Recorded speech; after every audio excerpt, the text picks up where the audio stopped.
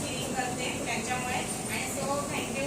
आणि सगळ्यांना मी थँक्यू बोलेन, जेवढ्यांनी म्हणजे सगळे हे चालू केले ना त्यांच्याबद्दल मी खूप थँक्यू बोलते. आणि खरंच मी सासूला आणणार होती, पण थोडं त्याचा प्रॉब्लेम झाला त्याच्यामुळे त्यांना नाही आणलं. कारण त्यांना ते उतरायला जमत नाही, खाली लिफ्ट नाही आमच्या तिथे, मग त्यांना उतरायला जमत नाही. पण घरात तर चालतात ना. खूप thank you Nisha ma'am. Yes, amazing.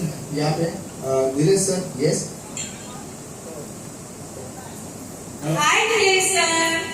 Hello, hi. Good morning अर्निंग. सब लोग गुड मॉर्निंग बोलते हैं, हम लोग बोलेंगे गुड मॉर्निंग अर्निंग. मैं नीलेश जोड़ी भांडुप से बिलोंग करता हूँ. मैं community say join okay 7 to 8 month हो गए. मेरा भाई उसने मेरे को इधर लाया. उसके बाद एक्चुअली मेरे को हेल्थ इशू था. हेल्थ इशू मतलब बीपी एंड डायबिटीज.